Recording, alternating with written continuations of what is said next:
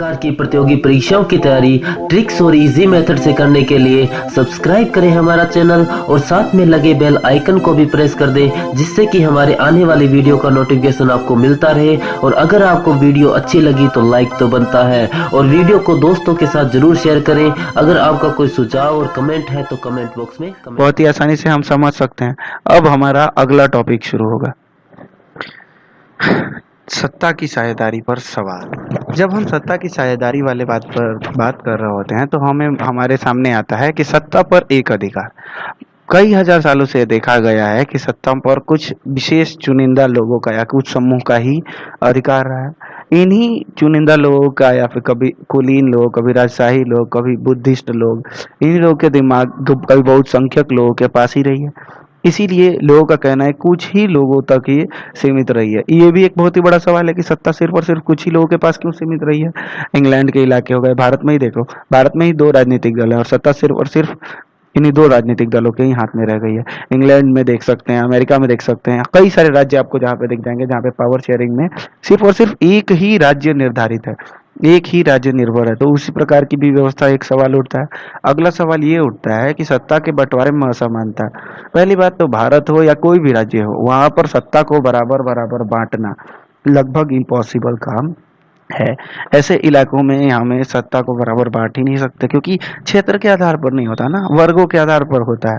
यहाँ पर समुदाय और वर्ग असमान तौर पे पाए जाते हैं, इसीलिए सत्ता को भी बांटना असमान हो जाता है और उस चक्कर में फिर साझेदारी पर सवाल उठने लगते हैं। तो ये भी एक अगला सवाल उठता है कि सरकार पर समान तौर से समायोजन कौन करेगा। उसके बाद बारी आती है सत्ता की व्यवहारिक आवश्यकता पर, सत्ता की साझेदारी में कौन कितना पार्टिसिपेट कर रहा है, ये अगला सवाल होता है। सत्ता की साझेदारी की व्यवहारिक आवश्यकता पर यह सवाल उठता है कि कौन परंपरागत तरीकों से इसमें शामिल है, कौन अपरंपरागत तरीकों से इसमें शामिल है।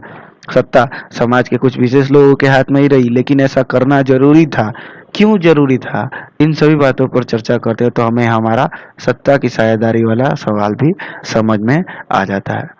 अब आपके सामने अगला टॉपिक है। चलिए, अब अगला टॉपिक शुरू होता है सामाजिक विभेद और विभाजन में के वजह से सत्ता पर क्या प्रभाव पड़ा। सामाजिक विभेद और विभाजन बड़े समाजों के लिए एक बहुत ही महत्वपूर्ण चुनौती है, क्योंकि बड़े समाजों में संयोजन और प्रबंधन करना बहुत ही मुश्किल हो जाता है। वहीं उस देश में अक्षमता के कारण यह संकट का मौसम भी देखने को मिलने लगता है। तो सामाजिक विभेद और विभाजन जो है वो बहुत ही खतरनाक दिखाई देने लगते हैं, लेकिन इन सभी के होने के बावजूद भी साझेदारी सही चलती रहती है। इसका एक एग्जाम्पल देखिए, बेल्जियम, ये जो देश है ये बेल्जियम है। बेल्जियम का एक एग्जाम्पल देखिए, बेल्जियम की जातीय संरक्षता का अच्छा उदाहरण देखा जा सकता है। यहाँ पे सामाजिक विभेद विभाजन सबका अच्छा उदाहरण देख सकते हैं। ये यूरोप का एक छोटा सा देश है जहाँ पर 1 करोड़ आबादी है, यानी कि भारत के बिहार राज्य में 10 करोड़ लोग रहते हैं। बिहार में 10 करोड़ लोग रहते हैं और ये यहाँ पर पूरे के पूरे देश में 1 करोड़ लोग रहते हैं। यहाँ भाषा के आधार पर दो भाषा ज्यादातर बोली जाती है। ऊपर के इलाके में फ्रेंच बोली जाती है, नीचे के इलाके में डच बोली जाती है। तो ऊपर के इलाके में फ्रेंच बोली जाती है, तो ऊपर के इलाके में फ्रेंच बोली जाती है, नीचे के इलाके में डच बोली जाती थी। यहाँ पर देख सकते हैं कि फ्लेमिश, यह प्रदेश का नाम था फ्लेमिश प्रदेशों में प्रदेश की 40% जनसंख्या, पूरे के पूरे देश की 40% जनसंख्या यहाँ रहती थी जो फ्रेंच बोलती थी। और बेल्जियम का दूसरा इलाका जिसको वलोनिया रीजन कहा जाता था, यहाँ पर सिर्फ और सिर्फ 59% जनसंख्या पाई जाती थी जो डच भाषा बोलती थी। वलोनिया देश में एक और इलाका था जहाँ पर लोग जर्मन थे। ये लोगों की संख्या 1% है, आप यहाँ पे देख सकते हैं 1% ये लोग थे। यहाँ की राजधानी ब्रुसेल्स थी। ब्रुसेल्स की जनसंख्या का विवरण अलग था, यहाँ 80% डच लोग, 20% फ्रेंच लोग रहते थे। लेकिन यहाँ पर बहुत ही ज्यादा झगड़ा या तनाव देखने को मिलने वाला था।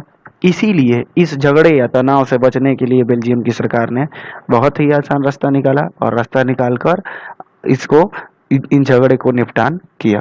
तो आप यहाँ पे देख सकते हैं बेल्जियम ने संविधान में परिवर्तन किए और कुछ नियम बनाए।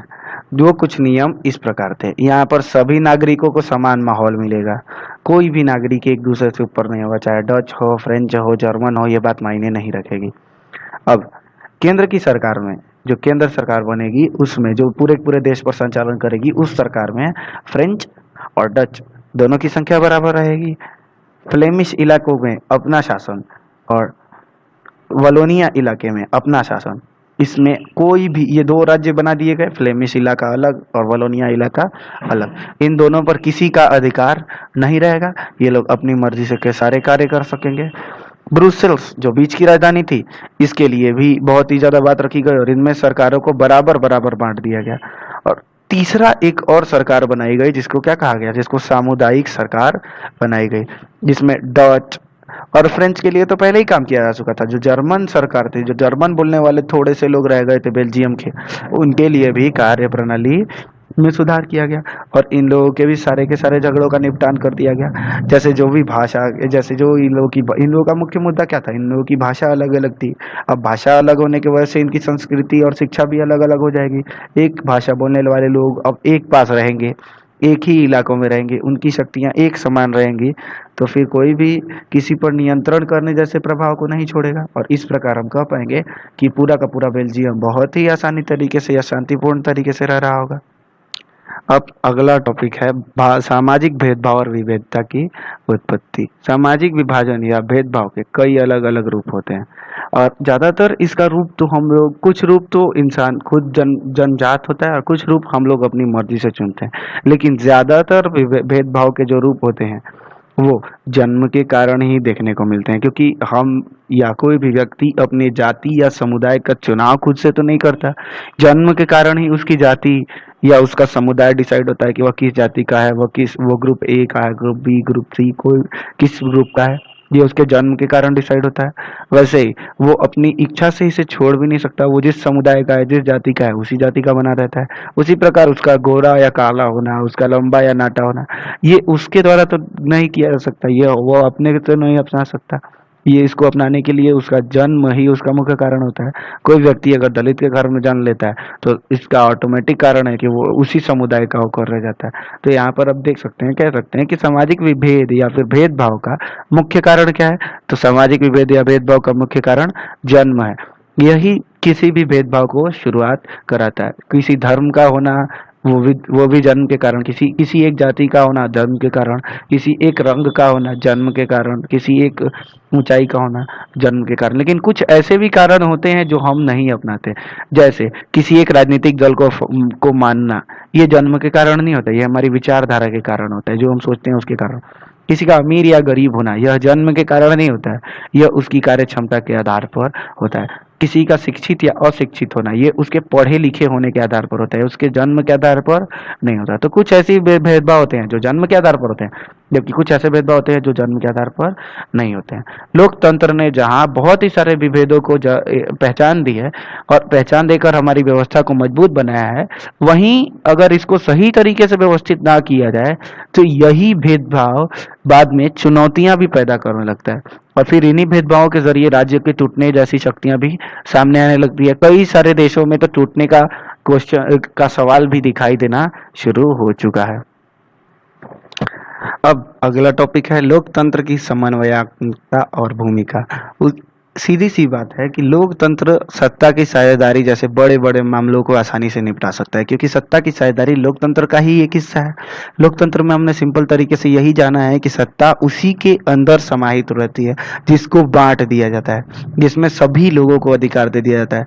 प्रतिनिधियों का चुनाव किया जा सकता है, किसी को कहीं वापस बुलाए जाने का अधिकार, ये सारे अधिकारों पर चर्चा आसानी से की जा सकती है। तो सिंपल तरीके से कहा जाए तो लोकतंत्र सारी की सारी समस्याएं भी उसी में है और सारे के सारे समाधान भी उसी में देखने को मिलते हैं। इसीलिए अगर हमें बस थोड़ी सी लोचनीयता और परिवर्तन के गुणों को मानना है और इन्हीं गुणों के आधार पर थोड़े मोड़े स्थिरता और थोड़े मोड़े आंदोलन, यही दोनों चीज हमारे लोकतंत्र के अंदर की साझेदारी वाले मुद्दे को आसानी से निपटा सकती है। सिंपल तरीके से कहा जाए कि साझेदारी के लिए होने वाले जितने भी झगड़े हैं उन सभी को स्थिरता, यानी कि राजनीति के जो बड़े नेता हैं वो स्थिर रहे और कुछ जो और दूसरे नेता हैं वो आंदोलन करके ही इस मुद्दों को समाहित कर सकते हैं, इन साझेदारी वाले मुद्दों को के ऊपर नियम बना सकते हैं। जैसे अगर कोई पक्ष वाली सरकार है तो वह उस पर स्थिरता बनाई रखेगी, उस नियमों पर चर्चा करेगी, और विपक्ष वाली सरकार है वह उन पर आंदोलन करेगी और उन नियमों की डिमांड करेगी या सरकार का ध्यान उस नियम की ओर खींचेगी। इस तरह सत्ता की साझेदारी की मांग को लोकतंत्र बहुत ही सिंपल तरीके से और विकासशील तरीके से अपनाता है। यहाँ पर तो कहा जाता है कि जनता जितनी ज्यादा सत्ता में भाग लेती है उतना ही ज्यादा बेहतर लोकतंत्र बनता है। अवसर और संसाधनों का उपयोग करके असमानताओं और भेदभाव को समाप्त करने के लिए ही तो लोकतंत्र बेहतर साबित होता है। और लोकतंत्र हर एक जनता की आकांक्षाओं को पूरा करने और उनको उनको समान तौर से दिखाने के लिए एकदम सक्षम होता है। बस हमें जरूरत होती है तो स्थिरता की और आंदोलनों की। बस इस प्रकार आपका चैप्टर समाप्त होता है। तो जाते जाते हमारे चैनल को सब्सक्राइब कर दीजिएगा और वीडियो पे लाइक शेयर एंड कमेंट करना मत भूलिएगा। और हाँ, आपको सारे के सारे नोट्स चैप्टर के ख़त्म होने के बाद, पूरे के पूरे चैप्टर के ख़त्म होने के बाद अवेलेबल करा दिए जाएंगे और सारे के सारे क्वेश्चन आंसर्स पर अलग डिस्कशन वीडियो बनाया जाएगा। और अगर आप नोट्स उतारना चाहते हैं तो इस वीडियो को अलग अलग जगह पे पॉज करके आराम से नोट्स उतार सकते हैं।